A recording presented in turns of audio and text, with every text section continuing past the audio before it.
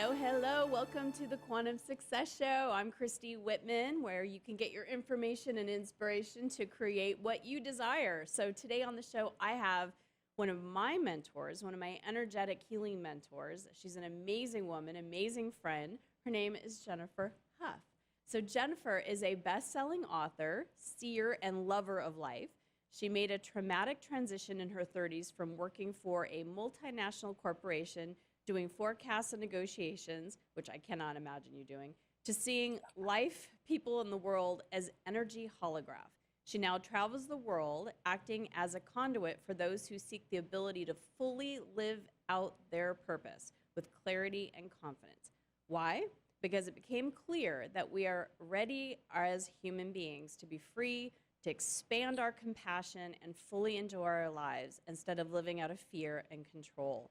She engages metaphysical tools that bypass the need to constantly analyze by going direct with consciousness. Jennifer's work is for those that know it's time to be the change, be fulfilled, and find that something more that's waiting for us. So you can learn more about Jennifer and her work at thewideawakening.com. Jennifer, welcome. So happy to be here, Christy Whitman. I am so thrilled because when we have conversations, when we've been working together for about a year now on my own, and we're clearing out my own energetic holographs. And so there's so much we could even just jump into in so many different ways. But I want to keep it because in my new book, Quantum Success, I really take pieces and concepts that, are not just concepts to think about and to mull over, yes, but to live by. And manifestation tools and how we actually create, and get into that quantum field so that we're not creating just a linear step-by-step, sense of a success, which is fine, but to really get into that quantum field, right? So welcome. I'm so excited you're here. That sounds right up our alley. So the word I'd like to talk to you about today is believe. So I have my own, perceptions and teachings and thoughts on belief, but I would love to hear why it's so important for us to believe in where we want to go and what we want to do, what we want to accomplish, who we want to be, and how does that tie into who we are holographically? Well, what's really funny is I was driving from my chiropractor this morning. I was rolling around in my head. I was thinking, it's really funny. I'm here at the chiropractor and he's helping me with this upper cervical thing. And all of a sudden it hit me because I had a dream last night. I was like, wait a second. The dream said to me, listen, you, all this thing in your neck is a bunch of trauma that you're protecting from. And you're tight. And I was very grateful to my body for trying to protect me. But the problem is that's from a car accident like 25 years ago, right? And I thought it's a reasonable belief to have that I need to brace for accidents. That's reasonable. Yeah. So the first step for me was, oh, wait a second, I have a really reasonable belief. That's legitimate. I can buy that. But the cool thing is once we can legitimize or hear our own beliefs that have been running our lives, it's like someone gave you a Vega hatchback, okay? It's green, it's got rust, but it's the Vega hatchback to Hawaii. Vega hatchback. Right? So we point at it. I know, right? My mother had one, that's why I'm thinking of it.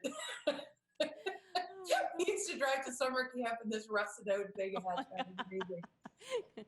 So you point at the Vega hatchback, and you just like complain about it. It's like ugly. I'm not getting in that car. So in other words, it's like a belief or something that's happening to you as a result of a belief is like this green, ugly Vega hatchback. But in fact, if you just take the keys and get in the car, from the inside, it looks like a Ferrari and it'll end you up in Hawaii. So it's like own what's going on because you're being communicated with about your beliefs all the time.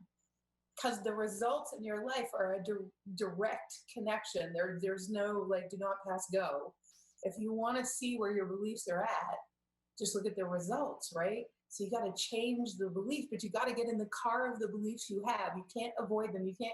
You hear this too. I know you do. hear this all the time. No, I don't believe that. No, no, I really do believe, but it's more like wishful thinking, right? Yeah. So get in the so when I was at the chiropractor, I'm like, oh, I didn't know that I had like I was still buying into this thing that my body has, that it has to protect itself with every little jar or every little quick neck turn, because that's what it does. And when I got in the Vega hatchback, I got to Hawaii because I started talking to my body and saying, no, I don't actually, I believe you, thank you, body, but hey, let's go this way. Because in truth, I also know that I don't have to believe that and I can believe something else. And my body instantly released. The chiropractor was like, what did you just do? Well, I want to slow down the conversation about energy and Yeah. to this, because like you have this old belief, right? And then if you are at least even aware that you have this belief that it's limiting you in some way, how do you know it's limiting you in some way? It doesn't feel good. That's the most basic way I could get to it, right? You just, Yeah. it doesn't, if you don't feel good in any way, there is some kind of belief that's lack or limitation that's limiting you in some way. And if you can figure out what that belief is just by being aware of what you're thinking about, how you're feeling when you say certain things, Yeah. then you get to that belief. Oh, does it really serve me that I've got this neck problem? Or does it really serve me to think that life is hard?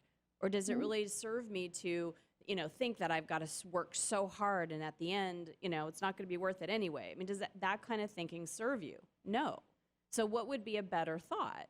So what would be the opposite of that thought, right? So maybe someone starts thinking that life is great, life is easy, right? And they start moving into that energy that life is easy, but there's that gap between the physical human Right. that has always believed that life is hard, for example, and then And it still might look that way. yes, because the conditions haven't changed yet, because we first have to work with the energy. I would love for you to talk about how everything is energy and how you can see in some, like when you're looking at someone or a situation or even a circumstance, how you could see the holograph of that, and maybe even describe what a holograph is. Sure. So holographically, so if we imagine that each of us in 3D, and we usually relate to each other like we're three-dimensional. People say all the time, oh, we're multidimensional beings having a physical experience. Heard it a million times if I've heard it once. But nobody really grasps what are the implications of that. Wait a minute. There are a lot of people, though. What's that? There are a lot of people, though, still that, most of the majority of people don't even have that conversation that we're multidimensional beings. They think it like, this is it. If I could see it, touch it, taste it, smell it, that's what's real. Right. It's kind of like my neck. It's like, that's what's real. That's real, right? And so and then we've also been conditioned as a society to numb ourselves out, to not feel our emotions. So to get someone to even start feeling their emotions so that they understand how they are vibrating in the universe, that's a whole nother thing, right? We're talking, this is a very deep conversation, because you and I are like, of course, everybody knows we're multidimensional beings. I'm like, no, not everybody knows that. Not everybody's there, right? But so I want to, the truth is we are physical human beings, right? We're, someone said a earth suit. I think you even say a biosuit. I remember what your word is for that. A meat suit. Meat suit. It's a meat suit. Meat suit. But there's a life inside of this meat suit. And that life that we can't put our finger on, but it woke us up this morning.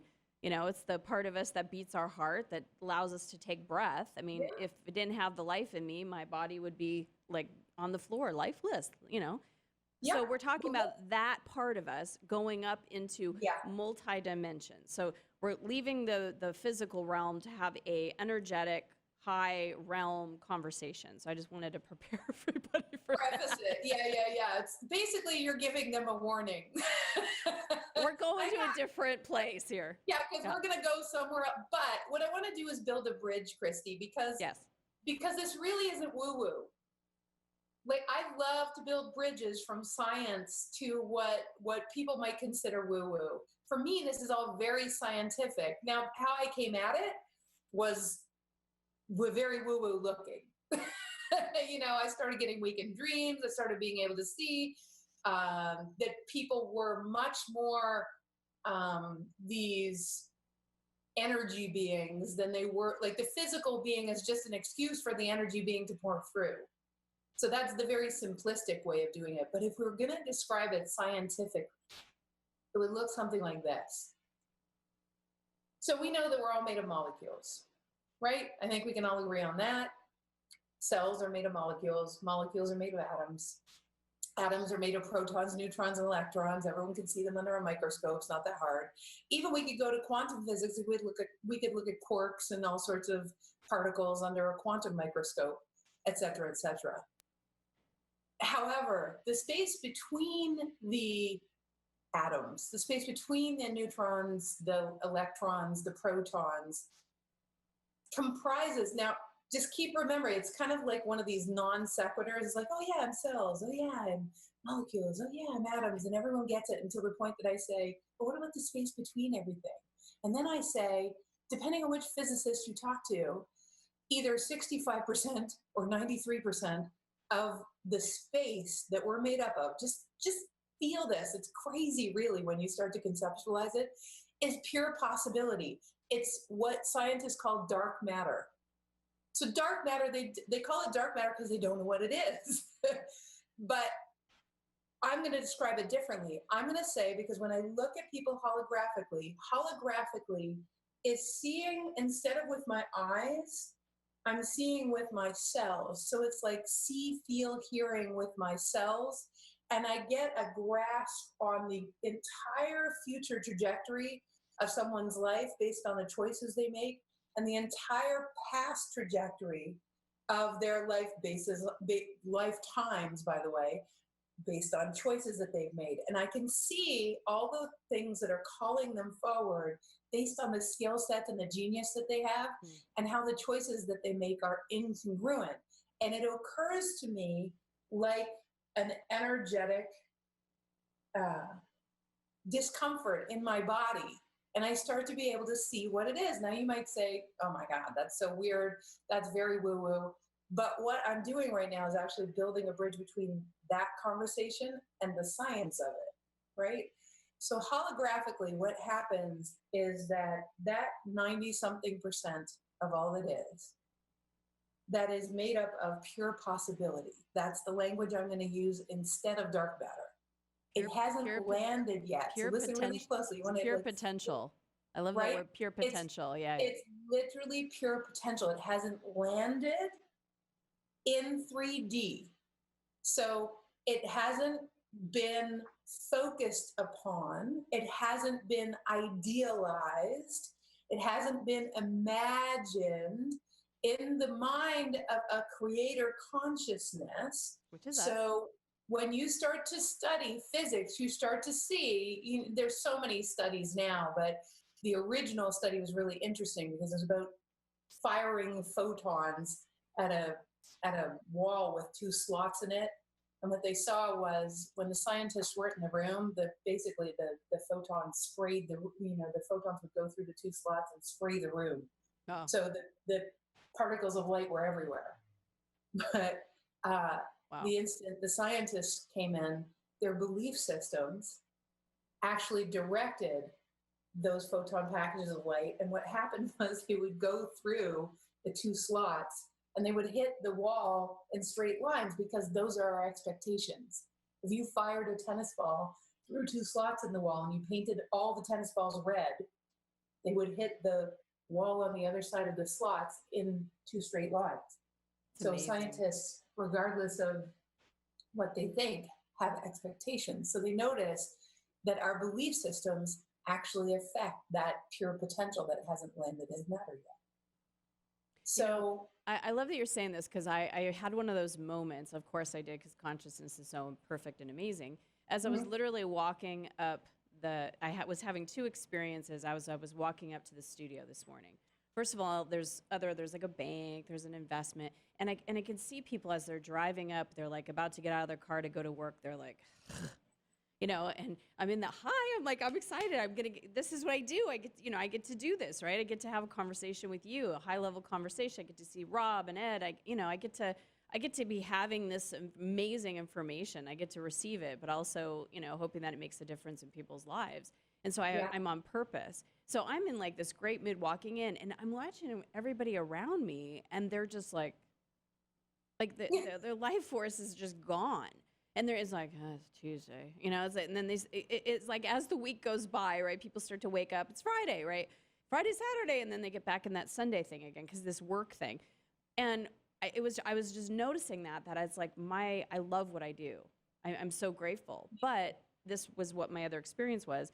I remember years ago, must have been about 15, 16 years ago, I had just become an author, but I was still a pharmaceutical rep. And I had an intuitive woman that gave me a massage and gave me a reading. And she said, you're going to be on TV someday.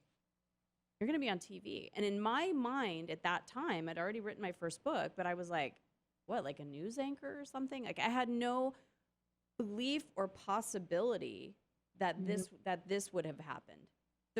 I couldn't have even thought that way back then. And here it was, I was literally pushing the elevator to go up into the studio, having my own show and being able to have conversations, doing what I love. And my point is that there was never a part of me that went, oh, that's impossible. No way. You know, I didn't shut off from it. And I went, well, that's really interesting. Like, I don't know what that would look like. But my limited mind at that time thought, well, would I be what, am I going to be a news anchor? You know, so then I just kind of dismissed the thought because that's all I could perceive. But because I dismissed it and I let it go and I wasn't attached to it, I mean, now I look back, it's not like I think about that every day, right? But I look back and go, and for me to just think of that while I was walking up, ready to have this conversation with you. Well, actually, it's deep. You're taking me down a whole wormhole metaphysically. Well, that's I have a question about this. So go ahead. But I have a question. So good. Go ahead. Yeah, go ahead. I'm sure it fits into exactly what I'm seeing. Oh yeah, exactly. So So someone plants a seed and says something to me like, "You're going to be on TV," right? Yeah. So from a law of attraction, metaphysical thing, did I go, "Ooh, I like that. That's an idea. I'll, yes. I keep moving towards that." Right. So then I create it as the creator that I am. Or was that something predestined that was a given idea in her head? You understand what I'm saying? And it was just a predestined thing. Mm-hmm. Or was it both? Was it both and, or was it either or? How did I create that? Neither. So what I'm about to share is something that when I first heard it, brought it through, whatever you want to say, it was like, like, what? So I was talking to this, I'm going to answer your question with a story. So I was talking to this woman, she was in a course, and this is just after The Secret came out. And someone was bugging me about law of attraction. I wanted to know deeper. I wanted to know more. I wanted to, I'm such a ferret for the details, right? Because I want to know, I want to live in total fluidity. That's I'm like the triple A of seeking this knowledge. Triple A. Yeah. So I'm sitting there and I'm ferreting it out. And this woman's talking. She says, "Oh my God, I just manifested this red Ford truck. And it's because the other day I saw that I got out my vision board. I undid my vision board. It was, I think she did it with John Asrath. She did this awesome vision board, had a red Ford truck on it. Her husband's in construction, best truck ever. She just manifested it. And she said, I can't even, it's so cool. I love how magnetics work. I love what you teach." And I said to her, "But Bunny Rabbit, that's not what I teach." And she said, "What do you mean?" I said, "I'm just getting something." I said to her, "Listen, in the hologram, that's not what it looks like exactly. It sort of does. From a human perspective, I can get why we want to think that way, that I thought a thought or I caught up to a thought and then it happened. But the I that we're talking about in that case is the three-dimensional self. So we go back to the 90-something% of us that's metaphysical. So imagine that all of that has your back. It's part of you. It wants to be in flow with consciousness. It wants to be in flow with expansiveness. It's made of the fabric of love. So all things are amazing as everything expands forward. So now listen, if we assume that everything happens for you, we can't just assume it happens in 3D. We have to assume that the 90-whatever% of us that exists, it's also happening for us. So imagine that as you, little pharmaceutical rep cutie pie, is out there doing her thing. That was and my probably, title. Thank you very much. and you're probably killing it. I suspect, Yeah. just knowing you, you're probably killing it. So, so you're on this trajectory, and you're also this light beam wherever you go. You're like filled with possibility, and you affect people everywhere you go. Just like you were in such a great mood today, and you're affecting people all around you. So this massage therapist is feeling you, but what she's feeling is the future trajectory of one of the major possibilities that's the most likely that your other dimensional self has already put into the, Abraham would call it the vortex, or the warehouse that's waiting for you. But what she's sensing is the most likely trajectory. But the problem is, if you have that most likely trajectory, all the landing lights and the stepping stones are already done to get there too. It's not just the things she's seeing. Okay, it's also the how. So did you intend it? No. By living your life with such light, by how you're being, yes, but not with your mind. And by the way, when you're aligned and congruent with who you are, those kinds of possibilities start getting into your future warehouse without you even needing to intend. So life gets much simpler. By the time we intend something, hence the red Ford truck, by the time we intend it and put it on a vision board, the fact that it came to us to put it on a vision board means that the thing was already done in metaphysics anyways. You're just catching up to it, which was kind of like, 15 years ago, that was like, what? So, yeah. It still is because most of us are conditioned to get this, be this. If you get this, you're going to feel this. And it's literally like, I wish I could get a squishy thing and just like reverse everybody to come from the inside out. It's like, can we just take a global, it was just, you know what I'm saying? I know you get that. But I thank you for that, Jen, because, I've been doing this work for a long time, and I've been doing healing work, and I've been able to see things. But now I see things in ways like I will watch the kids do stuff, and I kind of, just in the fun of it, right? I could watch them play soccer, and I'm like, oh my gosh, I'm having this vision of them being in like major soccer and, being the Go Bay boys and like being superstars on their team. And I could have this clear vision of them older. And then, there's another time where they're singing or something, and I'm like, oh my God, I could see them being like rocker guys, or, they do something else. And I'm like, I could like see the future trajectory. And it's just like, I could see every step of the way as they're older. And it's like, that is so weird to be able to have that. One other thing I wanted to say is someone just mentioned the studio. Ed just mentioned the studio. We were talking about Huey Lewis. And all of a sudden, I just saw him holographically. And I'm like, I get what's going on, and I could see him. And I could see how I could help. And it's just so cool to be able to see beyond the 3D and be able to see that whole process. Yeah, it's the same way I see Jim Carrey all the time. It's like, I don't know why he's in my field. Maybe he's been all around me. It's so weird. But I want to say something because this is so good. So Jim Carrey, if you're watching, contact Jennifer. She's got something for you. Yes, please. So I've been waiting. It's only so long a girl can wait. So the next piece of it, my love, is this, that do you remember the name of not that it matters, the massage therapist, of her first name? I don't. No. Okay. So let's call her Anne. So Anne, this massage therapist. So do we need someone, like, you couldn't see that thing until she said it, you hadn't caught up to it. So consciousness doesn't necessarily we're all in this together. So part of my job with the people that I work with is to see for them what they don't see so they can catch up to themselves faster, right? So it's like that myself, but I do it on purpose because I can see the hologram. So here's the thing.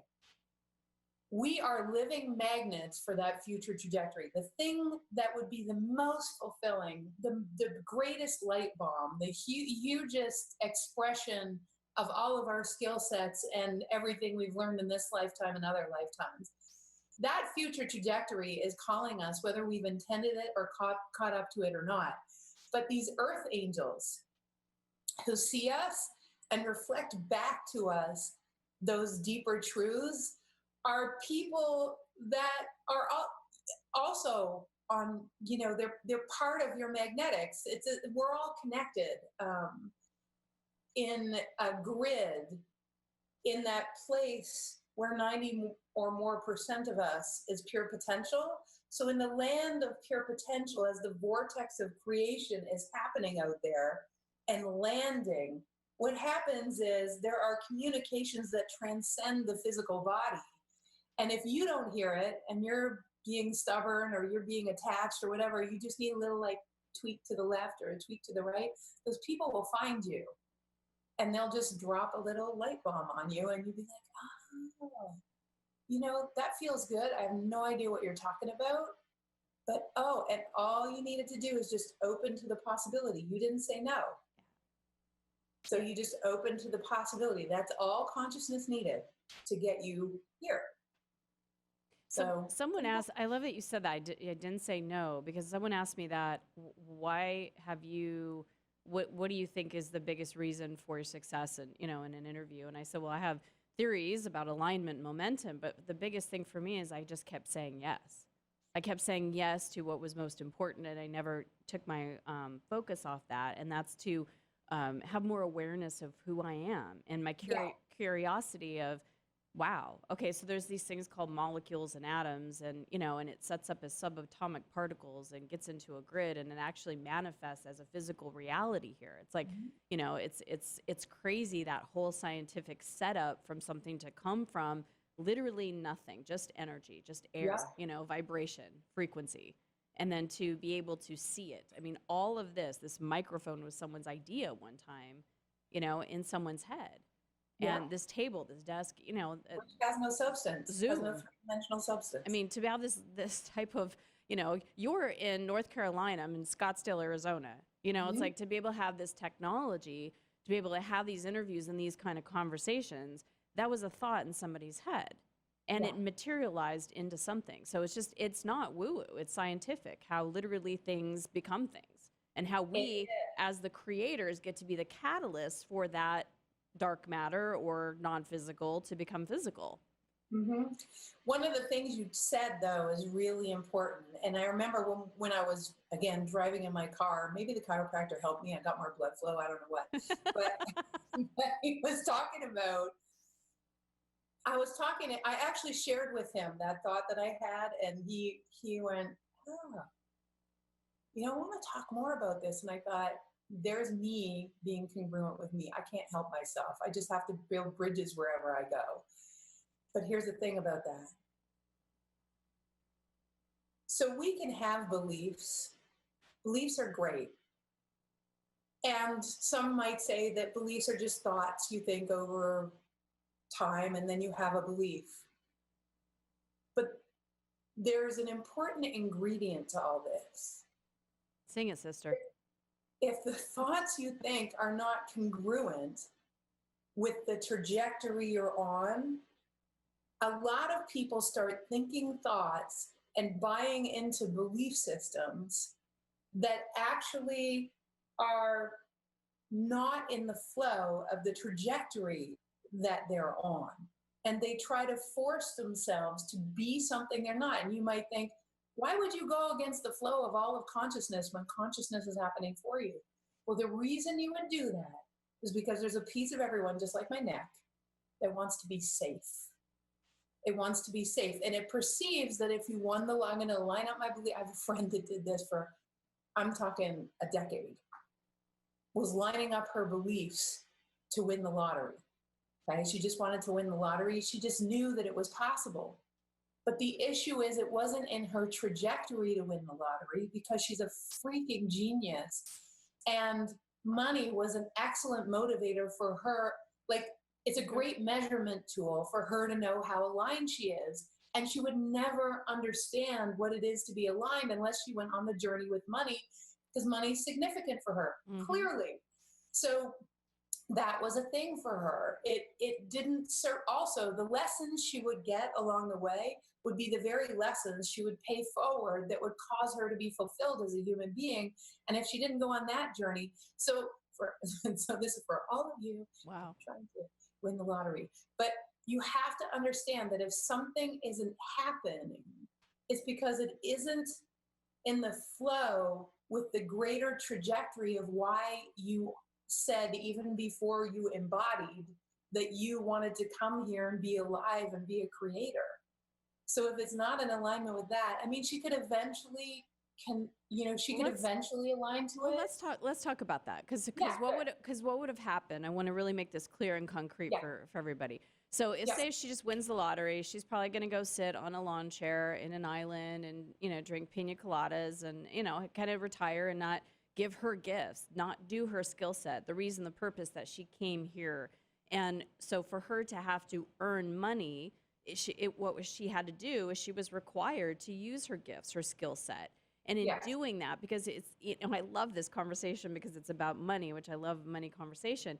The money is such a blessing because it makes people chase. And while they're chasing, they don't even realize they're growing, or they're, staying stuck, which is allowing them to grow. But it's like there's the awareness there of the pain. And that's what, through that pain, then you become aware. Many times, a lot of people do it through pain. They could do it through, obviously, pleasure and aliveness and just going with the flow, and many people do. But for the most part, most people hit that pain point. And money is one of the biggest pain points that most people have. Yeah. It's like, so one of the things that we bring through sometimes, and when I say we, I mean like the collective we, when I'm looking at the hologram and I'm listening to what's going on in consciousness, one of the things is about a new paradigm for those pain points, such that those pain points no longer have to be perceived as pain points, but that we can integrate with those catalysts as though it's gratitude if you have tons of money, or it's gratitude if you don't have tons of money. And I'll give you examples. So I'll tell one on myself. Every freaking January 1st, something happens with a money thing with us. I don't know what it is. It's like that renewal energy. So our bank account looks a certain way. And there's like a silliness that happens on January 1st. It's almost funny now. And it's almost like it culminates in, okay, Jennifer, here are all your incongruencies that are going to go, this is what's coming up for the next year, and you haven't addressed them yet. And they're reaching ahead because this is a year change. This is a huge, we're going from one paradigm of 2017 to another paradigm of 2018. These things will not work in 2018. You need to go to you need to go deeper with what you know is true. Because the truths that you held for 2017 aren't the ones that you're holding for 2018, won't be the ones that you hold for 2019, won't be the ones 2020. You're just going to keep evolving. So it reaches ahead. But how consciousness tells me is every time there's a dip in my bank account that's so ridiculous that I just go, like, how can it be all this? And then, I'm over it now because I was witnessing it every year, probably for the last 8 years. And then I realized, oh, thank you. Oh, I get it now. It's like everything that's incongruent is just showing money's a thing for me. So of course it would show up in money. It's a redirect for me, bringing to my consciousness the things that I can't do anymore based on what I was doing. And my job is to just say, thank you and show me. That's it. Thank you and show me. And then, but from the place of gratitude instead of fear, if I sit the entire way I approach life, because I see holographically, which is easy for me to say, I hear it all the time. Yeah. But I can tell you and everyone that everything happens for you. There isn't anything that doesn't happen for you. Everything happens for you. Everything, even the yucky stuff. If you take nothing away from this conversation, just take that away, that everything is happening for me. And if you tell yourself that over and over and you start to feel that, it's a very different feeling than most people have. Like, the world's out to get me. We got to be afraid. There's so much bad going on. It's a very different energy. It's a very different way of living your life. Everything is happening for you. Do you want to hear a brain bridge that helps to transcend that? Please. Listen to this one. This was another one of those, what? So So one of the things we do in our work is we do a brain bridge. We ask our left logical brain that usually makes up those beliefs that seem logical to us to kind of connect with that, Jill Bolte Taylor, wow, stroke of insight, TED Talk, like everything is possible brain, right? And if you haven't watched that TED Talk, you should. It's awesome. So what we want to do is we want to find a deeper truth. What I realized was that if everything happens for me, then I can actually just stay in gratitude no matter what is happening. And there actually is no polarity. The polarity that we think happens is strictly based on judgment, and judgment is a human. If we could actually stay in the flow with that everything happens for you, you can actually at some point embody that knowing. Yes. Just imagine walking around like that. I do. Right? But you don't have to. Yeah, sure. Yeah, I know. I didn't. Oh no. Oh yeah. I have to remind myself. I have to, when I'm not in that place, or when I feel like I have to protect. Everything's happening for me. Everything is happening with me. Everything. I tell myself that, and it completely changes. Like you said, what comes next is just that natural feeling of gratitude. Right. Absolutely. Right. The reason you have a feeling of gratitude, though, is that you've developed a knowing that that's so. We have a mutual friend, Natalie Ledwell. I love her idea of having we love you. I love her idea of having an evidence journal that I call it the everything happens for you journal. And you start developing your knowing. It's a truth. We just have to catch up to it.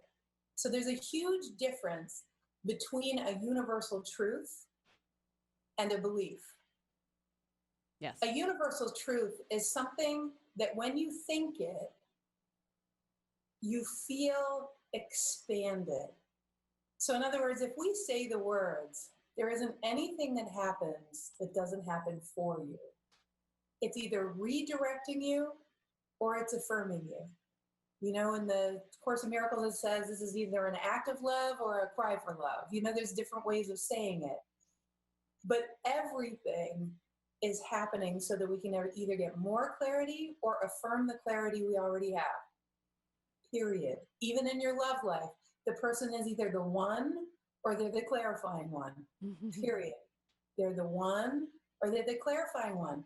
Thank you. Thank you. Yes. Yes. So, yes.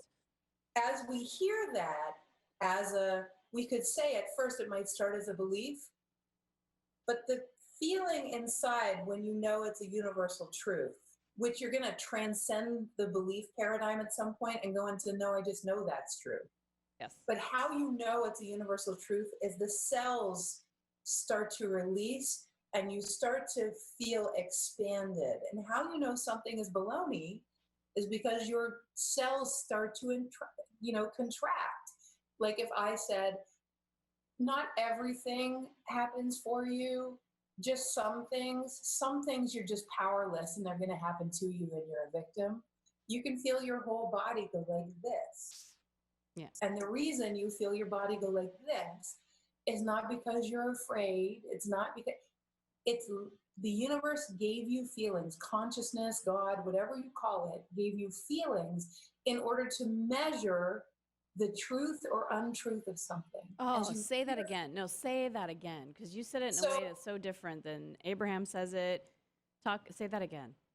So I'll say it so like you cannot escape it if I say it this way. I'll ask you some questions, Christy. We'll build a brain bridge. Okay. So when we're looking around, why do we have eyesight? Why do you think we have eyesight? So you can see. Okay, but why? Like if we were made by creation and creation wanted to be creator as a human person, then why would, like, for the enjoyment of enjoyment of seeing what we created? Sure, like sunsets, right? Yeah.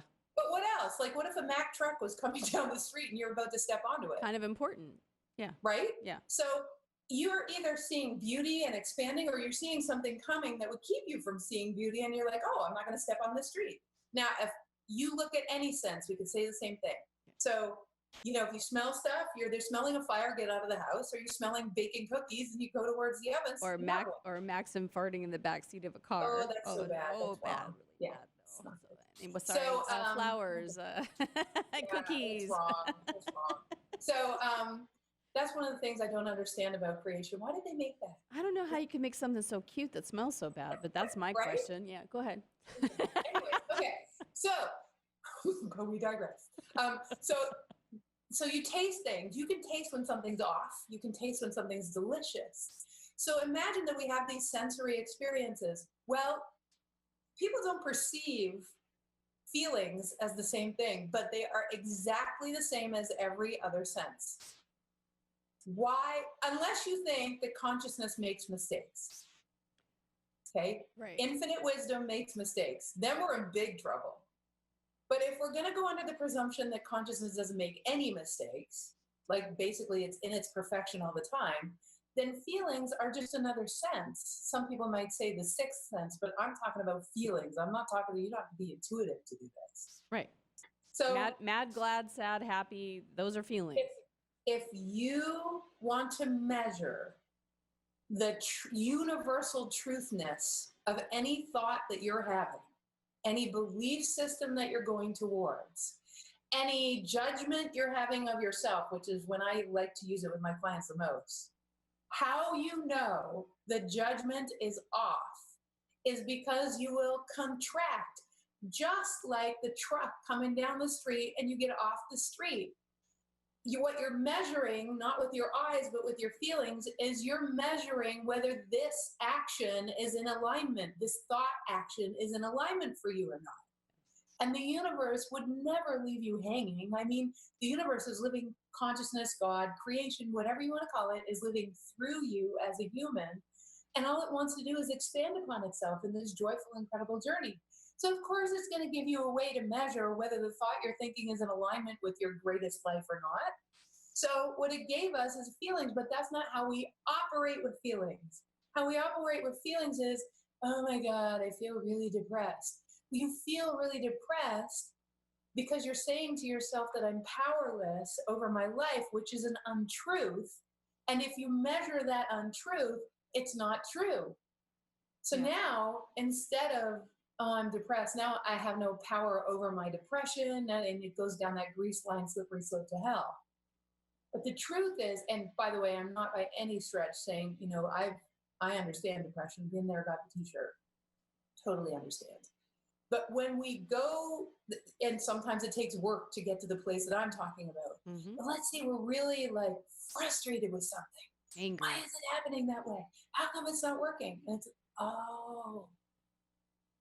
Do you ever work with women and you can see their anger in them and they're like, I'm not angry. What do I have to be angry about? But then everything comes out sideways. It's like they're snapping and they're road raging, but I'm not angry. And, it's like you just cannot, you can't. You can't fake it. You can't. The universe, it's listening to the vibration of the anger instead of the fakeness.